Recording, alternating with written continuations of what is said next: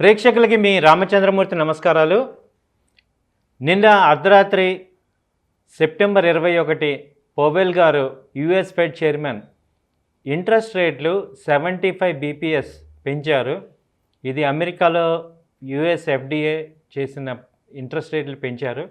దీనివల్ల ఒక్కసారిగా ప్రపంచం మొత్తం కూడా యావత్ ప్రపంచం కూడా దీని మీద ఆధారపడి 2 రోజుల నుంచి కూడా అందరూ కూడా టెన్షన్ అవుతున్న టైంలో ఏం జరుగుతుంది అవుట్కమ్ అనేది ఒక అన్సర్టనిటీగా అయింది.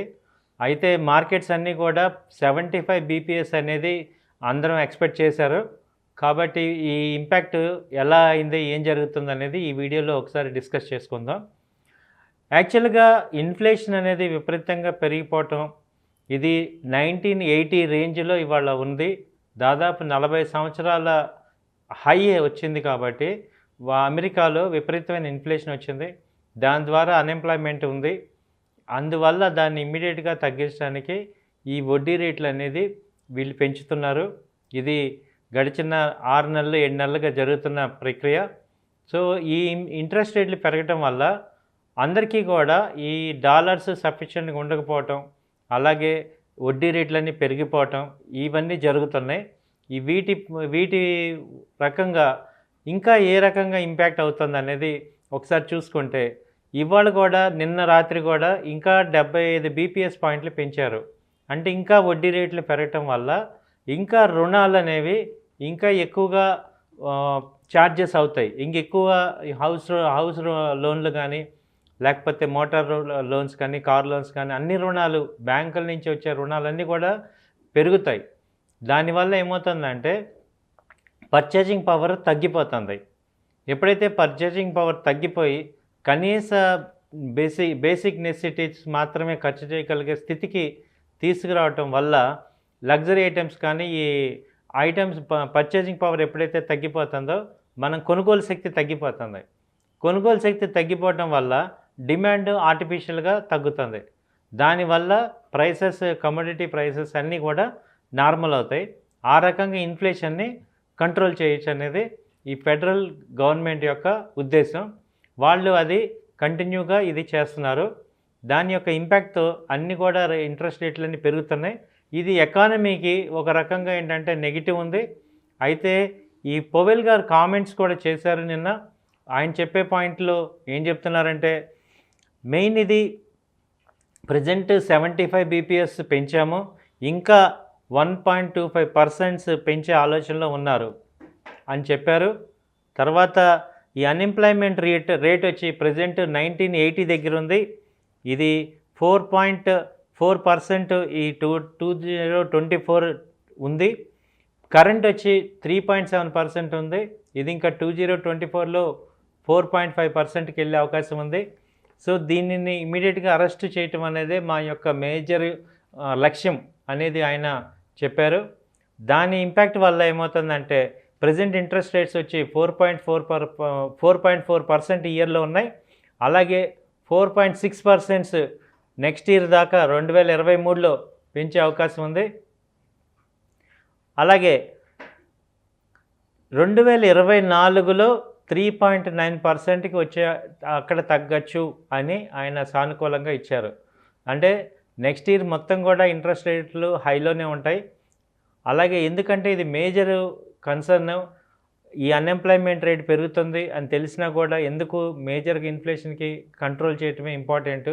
ఈ ప్రైసెస్ అనేవి స్టడీ రేట్కి రావాలి అనేది వాళ్ళ మెయిన్ ఉద్దేశం.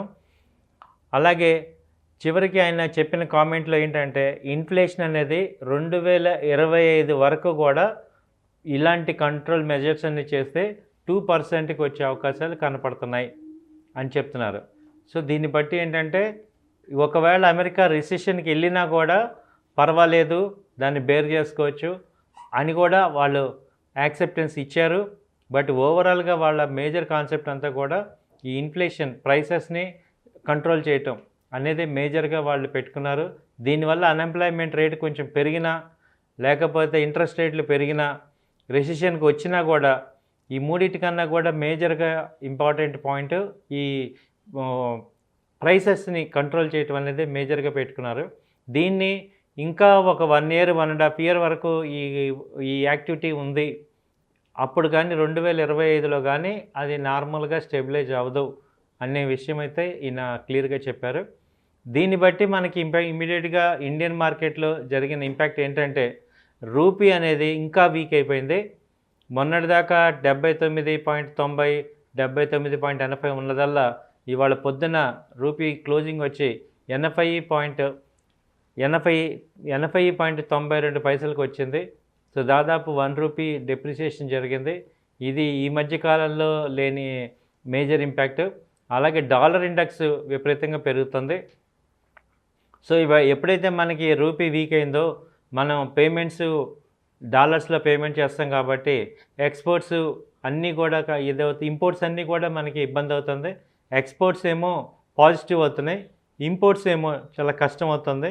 కాబట్టి మేజర్‌గా ఇండియా మార్కెట్ అంతా కూడా ఈ గోల్డ్, ఆయిల్ ఇంపోర్ట్ కాబట్టి కొంచెం ఇది ఎకానమీకి మనకి బాగా ఇబ్బంది అవుతుంది. దీన్ని తట్టుకోవడానికి మళ్ళీ మన రిజర్వ్ బ్యాంక్ కూడా వడ్డీ రేట్లు పెంచే అవకాశాలు ఉన్నాయి. సో కాబట్టి ఏదైనా నెక్స్ట్ 1 ఇయర్, 1.5 ఇయర్ వరకు కూడా ఈ కార్యక్రమం ఉంటుందనేది క్లియర్ చేసేశారు. సో 75 బీపీఎస్ పాయింట్స్ అనేవి మనం ఆల్రెడీ మార్కెట్ ఎక్స్పెక్ట్ చేసింది కాబట్టి ఇది పెద్ద ఇంపాక్ట్ అయితే అవ్వలేదు. అయితే ఇప్పటిదాకా బ్యాంకింగ్ స్టాక్స్ అనేవి బాగా పెరిగాయి. సో రేపు పొద్దున కూడా బ్యాంకింగ్ స్టాక్స్ ఏమన్నా ఏ సెక్టర్స్ బాగా మనకి అడ్వాంటేజ్ అవుతుంది ఈ యొక్క యాక్టివిటీలో చూసుకుంటే మెయిన్ బ్యాంకింగ్ స్టాక్స్. సో అవి ఏమన్నా తగ్గినప్పుడు మళ్ళీ బయింగ్ చేసుకోవచ్చు.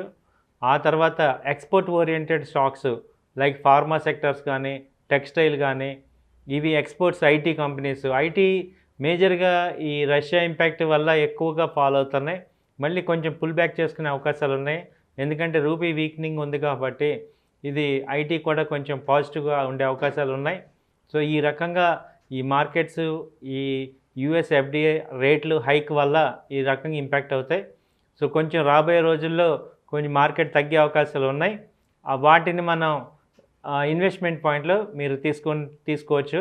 ఇది మా ఒపీనియన్ మాత్రమే. థ్యాంక్ యూ అండి. నమస్తే.